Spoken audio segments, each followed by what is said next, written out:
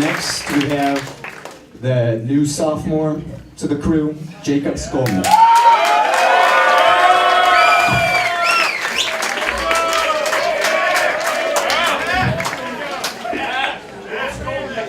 Hello, everyone. If you start crying next to me in a movie, I will not help you through that. It makes me uncomfortable. Just don't do it. It just is terrible. Anyway, I don't believe in two things: smooth transitions and evolution. Now, I know what you're thinking. This guy's a fucking idiot. He doesn't believe in evolution, and you're right.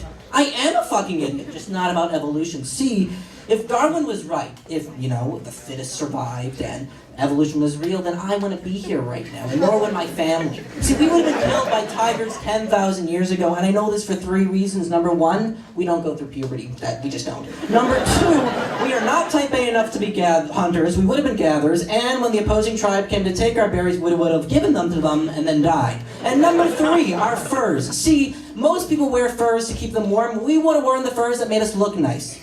Made our hair look good, match with our eyes. We're a bit, wider in the stomach area because we weren't as, athletic as the other members of the tribe. But the point is, the thing that has kept us alive is that we are incredibly good at talking shit about other people. I've been doing it for 19 years, and my family's been doing it for thousands. See, I know this because of an actual conversation I have and will have with my grandmother that goes like this. Bubby, how are ya?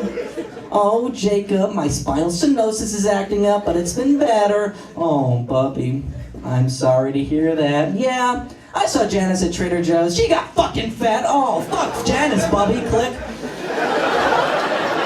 I don't know who Janice is. I will meet her once at a bat mitzvah and then forget about her. But the point is, my Bubby decided not to call me about how I am, not to call me about how college is, but to call me to tell me about how fat Janice got.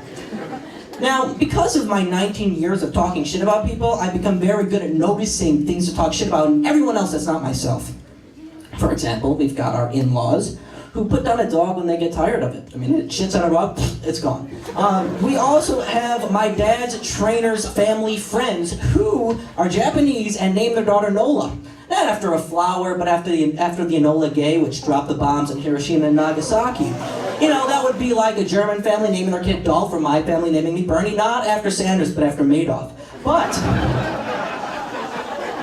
the weirdest one I found comes from our pals across the sea in England. Now, we've got family friends in Newcastle, and they've got a son who deserves to be bullied, and he is, thank God, and he's a little shit. And he allegedly sings. Every time he's about to, he starts crying. But the point is that once a year, his private school does a choral concert, and my family was lucky enough to be there the weekend of the choral concert, so we saw it. And there were some differences I found between choral concerts in England and choral concerts in America. Number one, England has an open bar. You can get drunk at those things. It's so much fun because no one wants to be there. Number two, an American choral director may be flamboyant, but a British choral director are insane.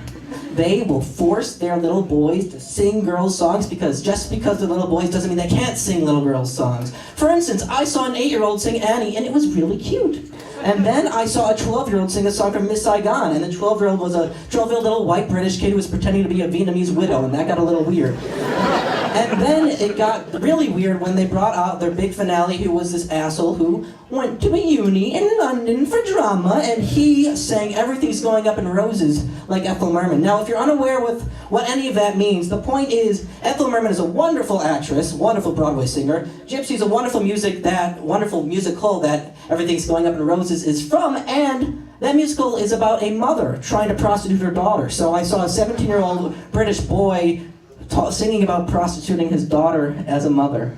It was very weird.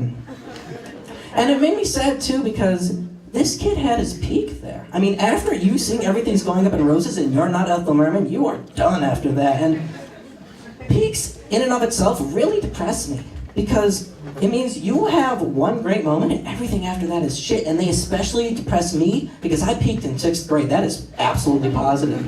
I know this because I had 2 girlfriends in 6th grade, more than I'll ever have for the rest of my life. And that's not self-deprecating, actually. It's just the Skolnik way. See, a Skolnik man does not court a woman. A Skolnik man sees a woman, hopes she looks at him, and then if she does, he thinks, oh, that will do. And then 70 years later, he looks over, thinks, holy cow, she is a piece of shit, but I'm too apathetic to do anything about it. Now, one of the girls actually broke up with me.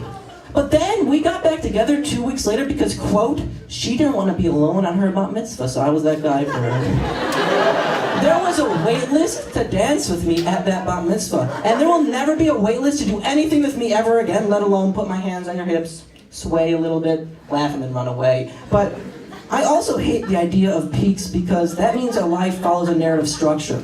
And if our life follows a narrative structure, my life is definitely following my dad's narrative structure, which is I graduate school, I work for my own father, I get fat, I get skinny, I get fat again. I become obsessed with turtles and 20th century painters, and then I create a shrine to Prince in our living room and literally mourn his death. I've done all of those things, so it kind of terrifies me. Thank you.